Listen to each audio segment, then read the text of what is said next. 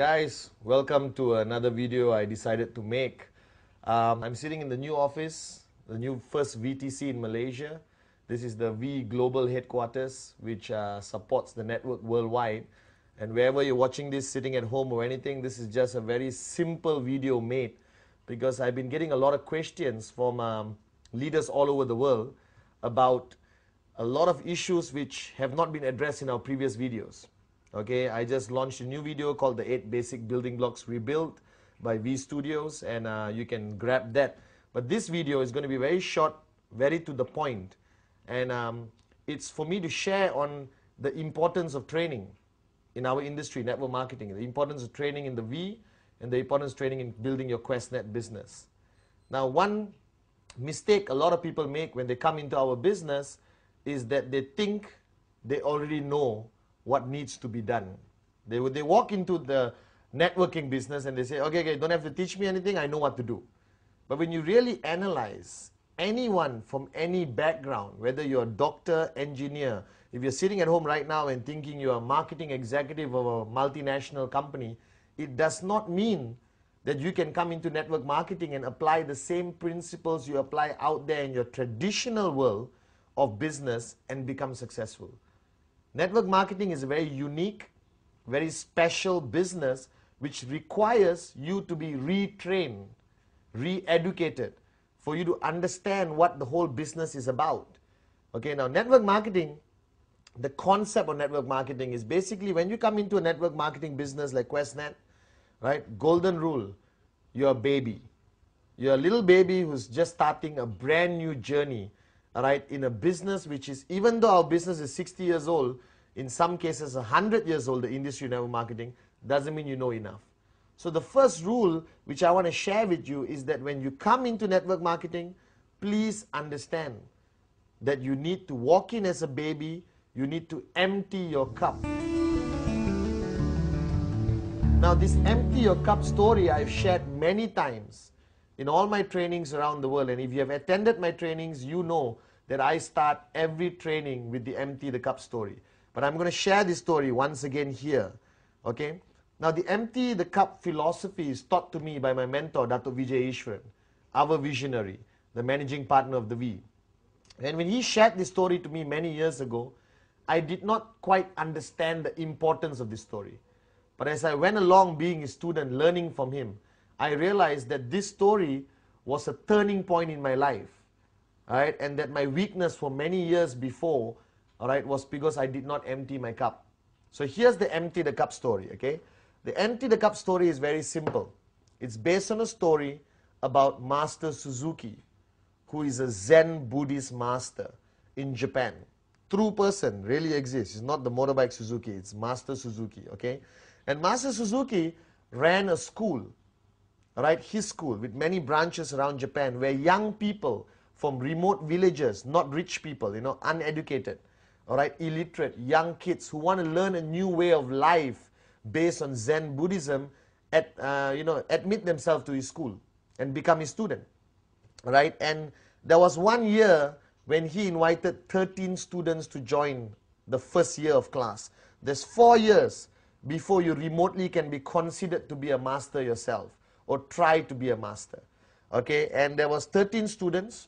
12 of the students came from remote villages in Japan, very poor kids.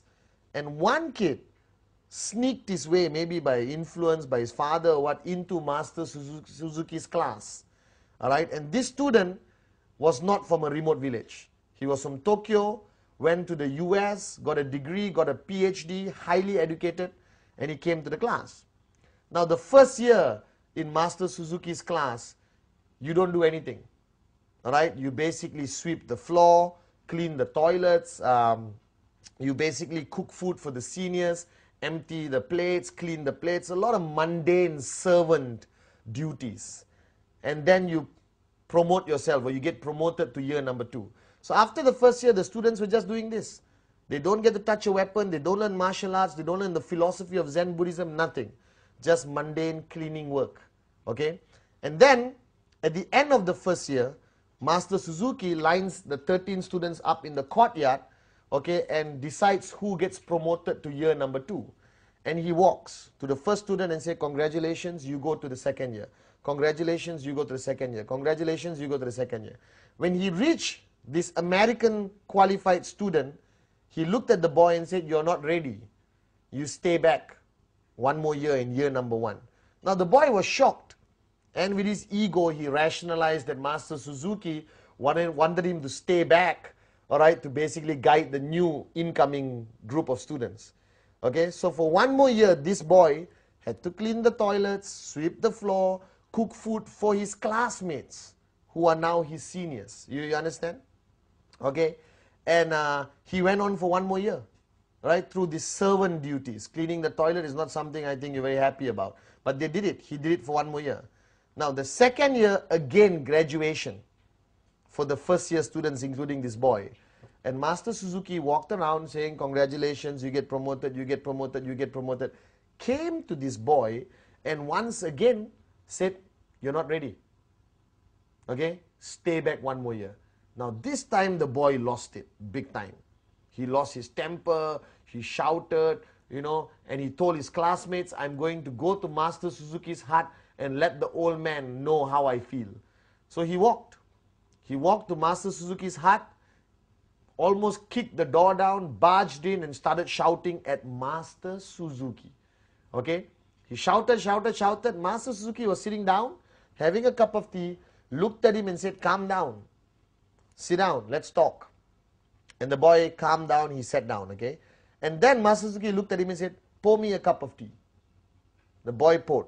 Now when you pour a cup of tea, if you're right now having tea at home, you pour a cup of tea, when do you stop? You stop when the cup is almost full. Alright, just at the brim, okay? And the boy stopped, logically, common sense. And Master Suzuki looked at him and said, hey, who asked you to stop? Keep pouring. Now the boy listened and he kept pouring. When you pour more tea into a cup which is almost full or full cup, what happens? You're right, it overflows. And the tea started overflowing onto the table, onto the floor. After a few seconds, the boy felt like an idiot and he put down the pot and said, what are you trying to prove here? And Master Suzuki brilliantly looked at him and said, the reason why you never got promoted was because you are like this cup. You are full. Every knowledge, everything I wanted you to learn couldn't go in, it overflowed. So the principle behind Master Suzuki's teaching, which I learned from Dato Vijay, and I teach everywhere I go around the world, is that your journey into network marketing must first start with an empty cup. So you must empty your cup. If you're sitting there and listening to me right now and saying, I already heard this story, so what? That means your cup is not empty. And you can never move on. You can never achieve the success you desire because your cup is full. So as you come into QuestNet, as you come into this networking business, as you join the V family, first rule is empty your cup. Alright? And I hope you don't get offended by this video because I'm going to be very direct. I don't care whether you have a degree. I don't care whether you have a PhD. I don't care whether you used to run a successful traditional business. This is network marketing. It's a whole different ballgame. Unless you are tremendously successful already in network marketing and you have earned more than me, all right, and build a bigger network than me, I am willing to empty my cup and listen to you. But until you achieve tremendous success in this business, guys, please empty your cup, all right, when you start your journey in this business. Now this principle of emptying your cup is something which Dato Vijay told me I have to do daily. Alright, I'm willing to learn from anyone. If I wanted to know how to repair my car, I will learn from the mechanic. If the mechanic wanted to learn about network marketing, he will learn from me. So on a daily basis, you have to empty your cup in order to gain more knowledge, to gain more experience, to learn from people far more successful than you. Now the person who signed you up, your upline, whatever said and done, has more experience in this business. The fact that he signed up before you. Alright, your higher uplines, AVPs, V Council, especially the V partners, these are tremendously successful people, earning more